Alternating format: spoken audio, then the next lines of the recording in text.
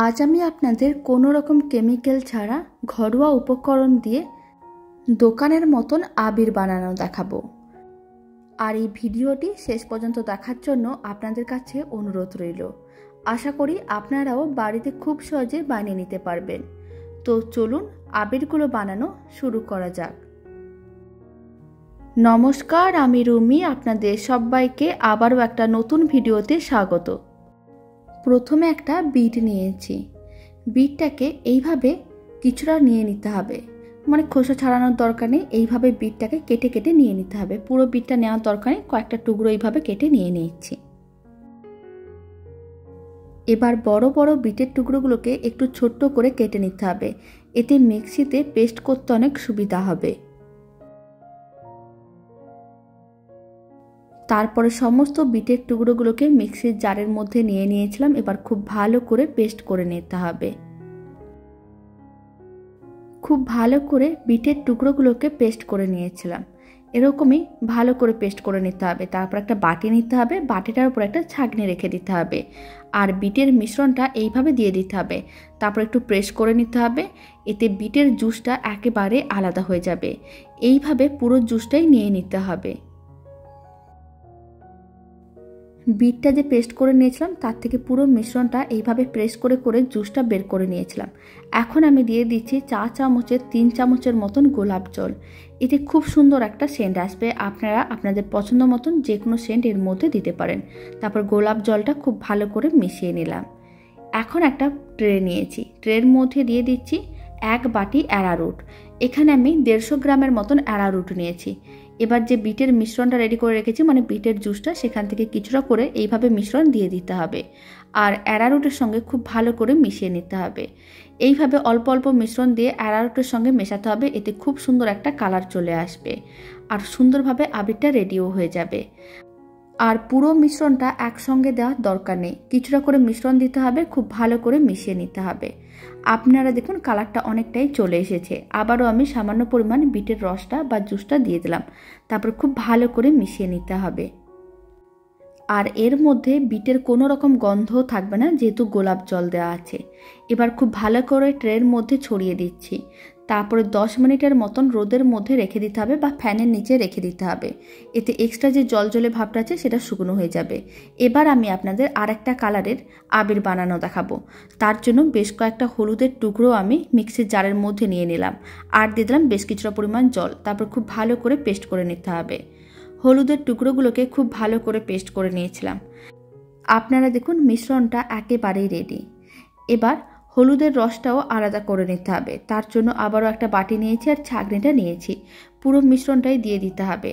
তারপরে জুসটা আলাদা করে নিতে হবে, মানে হলুদের রসটা আলাদা করে নিতে হবে, এতেও খুব সুন্দর কালারটা চলে আসবে। আপনারা বাড়তে থাকা মাত্র কয়েকটি উপকরণ দিয়ে অনেকগুলো কালারের আবির বানিয়ে নিতে পারবেন। এবার একইভাবে হলুদের রসটার মধ্যে দিয়ে দিচ্ছি আমি 3 চামচের মতন গোলাপ জল। এতে সেন্টটা খুবই সুন্দর আসবে। আর খুব ভালো করে গোলাপ জলটা মিশিয়ে নিতে হবে। এখন মিশ্রণটাকে এক সাইডে রেখে দিচ্ছি।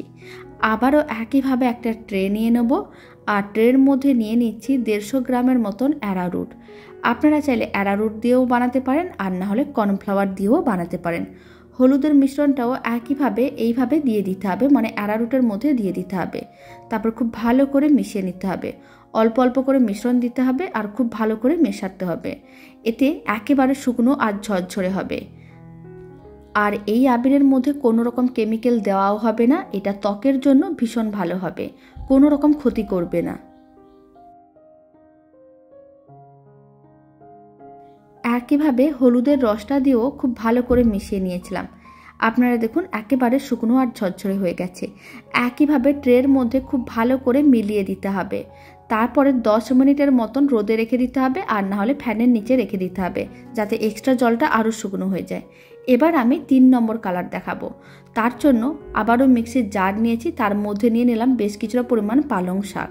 তারপর কিছুটা পরিমাণ জল দিয়ে দিতে হবে, আর খুব ভালো করে পেস্ট করে নিতে হবে, এতে কালারটা খুবই সুন্দর চলে আসবে। খুব ভালো করে পেস্ট করে নিয়েছিলাম। পালং শাকের মিশ্রণটাও একেবারেই রেডি। এবার পালং শাকের মিশ্রণটাকেও একটু ছাঁকনি দিয়ে ছেঁকে নিতে হবে। একটা বাটির ওপরে ছাঁকনিটা রেখে দিয়েছিলাম, কিছুটা পরিমাণ মিশ্রণ দিয়ে দিতে হবে আর চামচ দিয়ে একটু নাড়াচাড়া করে নিতে হবে যাতে জলটা আলাদা হয়ে যায়। পালং পাতার জলটাকে আলাদা করে নেওয়ার পরে একইভাবে দিয়ে দিচ্ছি 3 চামচের মতন গোলাপ জল। গোলাপ জলটা খুব ভালো করে মিশিয়ে নিতে হবে, এতে সেন্টটা খুবই ভালো আসবে। আপনারা চাইলে এখানে চন্দনের সেন্টও দিতে পারেন, মানে চন্দন পাউডারও এর সঙ্গে দিতে পারেন। তারপরে আমি এর মধ্যে দিয়ে দিচ্ছি, মানে আবারও একটা ট্রে নিয়েছি, তার মধ্যে দিয়ে দিলাম 150 গ্রাম অ্যারারুট। একইভাবে পালং পাতারও যে জলটা বের করে রেখেছি কিছুটা করে দিয়ে দিতে হবে আর খুব ভালো করে মিশিয়ে নিতে হবে। পুরোটা একসঙ্গে দেওয়া যাবে না, তাহলে মিশ্রণটা আবার নরম হয়ে যেতে পারে বা দলা পাকিয়ে যেতে পারে। তাই কিছুটা করে এইভাবে মিশ্রণ দিতে হবে আর খুব ভালো করে মিশিয়ে নিতে হবে। এতে একেবারে শুকনো ঝরঝরে পাউডারের মতনভাবেই রেডি হবে। দেখলে বোঝাও যাবে না এই আবিরটা বাড়িতে বানানো হয়েছে। আর এই পদ্ধতিতে আবিরগুলো বাড়িতে বানালে কমেন্ট বক্সে জানাতে একেবারেই ভুলবেন না বানানোর পরে আপনাদের কেমন লাগলো। পালং পাতার রসটাও খুব ভালো করে মিশিয়ে নিয়েছিলাম।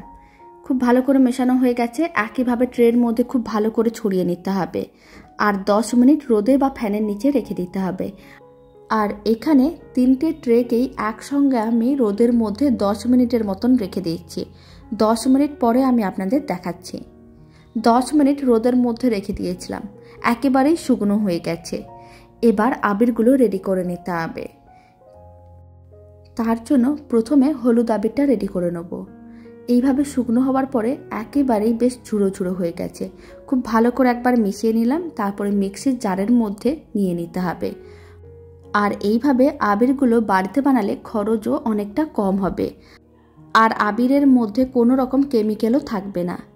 পুরোটা নেওয়ার পরে এখন আমি এর মধ্যে দিয়ে দিচ্ছি কিছুটা পরিমাণ পাউডার। এখানে আমি বেবি পাউডারগুলো নিয়েছি, আপনারা যে কোনো ধরনের বেবি পাউডার নিতে পারেন, এতে সেন্টটা খুবই ভালো আসবে। তারপর একটু ভালো করে গুঁড়ো করে নিতে হবে, এতে আবিরটা একেবারেই মসৃণ হয়ে যাবে। এবার আমি আবারও ট্রের মধ্যে আবিরটা নিয়ে নিচ্ছি আর এক সাইডে রেখে দিচ্ছি। হলুদ রঙের আবিরটা একেবারেই রেডি। এবার আমি যে সবুজ কালারের আবিরটা রেডি করেছিলাম, মানে হালকা সবুজ কালারের আবিরটা, সেটাকেও মিক্সির জারের মধ্যে নিয়ে নিলাম আর একইভাবে কিছুটা পরিমাণ পাউডার দিয়ে দিচ্ছি। এতে সেন্টটা খুবই ভালো আসবে। আপনারা চাইলে দিতেও পারেন, নাও দিতে পারেন। একইভাবে ঢাকনাটা বন্ধ করে ভালো করে গুঁড়ো করে নিতে হবে। ভালো করে গুঁড়ো করে নিলেই আবিরটা একেবারেই রেডি। এবার এই আবিরটাকেও ট্রের মধ্যে নিয়ে এক সাইডে রেখে দিচ্ছি। এবার আমি 3 নম্বর কালারটা রেডি করব। তার জন্য একইভাবে আবারও মিক্সির জারের মধ্যে পুরোটাই নিয়ে নিতে হবে আর একইভাবে কিছুটা করে পাউডার দিয়ে দিতে হবে আর খুব ভালো করে গুঁড়ো করে নিতে হবে। আপনারা দেখুন অল্প একটু অ্যারারুট দিয়ে কতগুলো আবির একসঙ্গে রেডি করা গেল। বাড়িতে আপনারাও বানিয়ে দেখতে পারেন, ছোট থেকে বড় যে কেউ খুব সহজেই বানিয়ে নিতে পারবেন। এই আবিরটাও রেডি হয়ে গেছে আর কালারটাও খুবই সুন্দরভাবে রেডি হয়েছে। এবার এই আবিরটাকেও একটা ট্রের মধ্যে নিয়ে নিলাম। তারপরে প্রত্যেকটা আবিরকে একটা ছোট্ট করে বাটির মধ্যে নিয়ে নিচ্ছি, এতে আবিরটা দেখতে অনেক বেশি ভালো লাগবে। আর এই ভিডিওটি শেষ পর্যন্ত দেখার জন্য আপনাদের অসংখ্য ধন্যবাদ। বাটিতেও বেশ কিছুটা পরিমাণ আবির নিয়ে নিয়েছি, তারপরেও আরও বেশ কিছুটা পরিমাণ আবির বেশি হয়েছে। একইভাবে হলুদ রঙের আবিরটাও একটা বাটির মধ্যে নিয়ে নিচ্ছি আর এর মধ্যে কোনো রকম হলুদ, পালং শাক বা বিটের কোনো রকম গন্ধ থাকবে না, যেহেতু এর মধ্যে গোলাপ জল ও পাউডার দেওয়া আছে। আর এইগুলো আপনারা একদিন বানিয়ে অনেক দিন স্টোরও করে রাখতে পারবেন, নষ্টও হবে না। হলুদ আবিরটাও বাটির মধ্যে নেওয়ার পরে বেশ অনেকটাই বেশি হয়েছে। এবার হালকা সবুজ কালারের যে আবিরটা আমি রেডি করেছি সেটাকে একটা বাটির মধ্যে নিয়ে নিচ্ছি। আর এই আবির বানানোর পদ্ধতিটা আপনাদের ভালো লেগে থাকলে আপনারা যদি ফেসবুক থেকে ভিডিওটা দেখছেন পেজটিকে ফলো করে নেওয়ার অনুরোধ রইল। ইউটিউব থেকে দেখলে চ্যানেলটি সাবস্ক্রাইব করে নেওয়ার অনুরোধ রইল। পাশে থাকা বেল আইকনটি প্রেস করে নেবেন নতুন ভিডিওর আপডেট সবার আগে পাওয়ার জন্য।